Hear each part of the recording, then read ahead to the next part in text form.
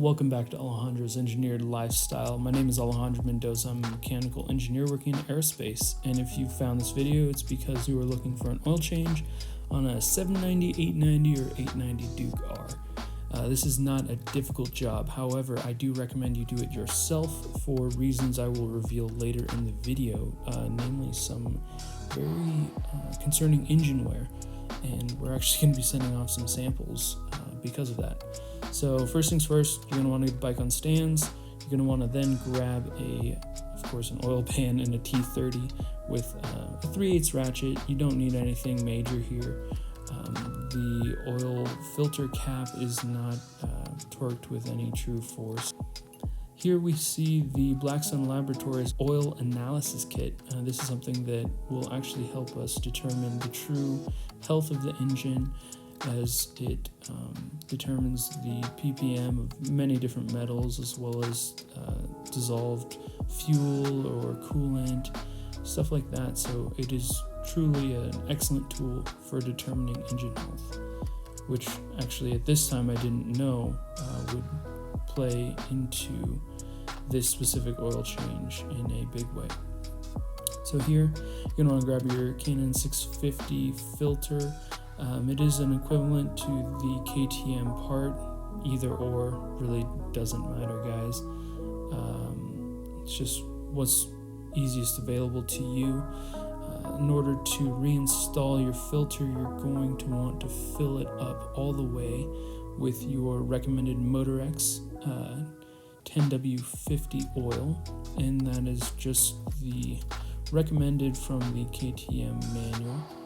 So after it's completely filled and I've made an absolute mess of everything, it's going to click right in place. And that gasket on your oil filter cap is going to be removed and reinstalled with a new one. You're just going to want to inspect that, make sure it's got some lubrication on it, and it's going to click right in place.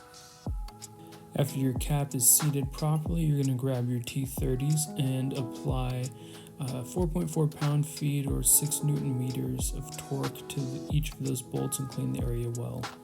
Next, you're going to grab 13 mil and attack the 2 drain bolts you see here. They do have a complete filter and magnet assembly attached to them, so be careful while you're pulling out. I did take the oil sample from midstream on this first drain bolt, but did notice some metal. And we're going to be talking about that here in a moment after I get the second one off. It does look like, as you can see here, there's quite a bit of metal particulate in the oil. And this is pretty common for new engines, although not to this degree, or at least I'm not familiar with KTM engines firsthand, but it does seem that some other forum members have experienced this as well. As you can see, if you really want to clean up the filter screen as well as the magnet, you're going to need a very powerful magnet as well as some decarbonizing spray, such as like carb cleaner.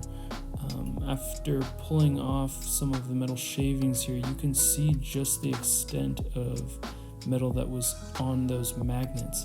Some of that stuff was eyelash sized. Some of it, a lot of it is actually more of a particulate size here. I did in fact order a neodymium magnet here that's thin so that I can fit it in that magnet, and it will actually pull off the metal shavings from that weaker magnet on the drain plug assembly. So overall, I'm going to send out those oil samples and see what kind of ppm numbers we get back, and see if there is in fact any dissolved fuel or coolant in those. When reinstalling the drain plug filters, you're going to want to be very gentle and guide those in when they have no resistance, otherwise you'll crush the screens. The 13 mil coupled with 20 Newton meters or 14.8 pound-feet of torque will get those drain plugs back in properly, after which of course you're going to want to clean the area thoroughly to make sure that there is no leakage. So moving to the opposite end of the bike, we're going to again grab our 10W50 Motorex and fill about 3 quarts. So having the bike up on stands allows you to view the oil fill window much easier. You're going to notice the red circle. You're going to want to be about half, if not a little over you're going to want to turn on the bike, idle, make sure you're still in that range before capping it off. So at this point, I've put about 350 additional miles on this oil, both hard wear as well as some more like commute style riding. Being very careful here not to destroy the oil drain plug assembly that I had just bought.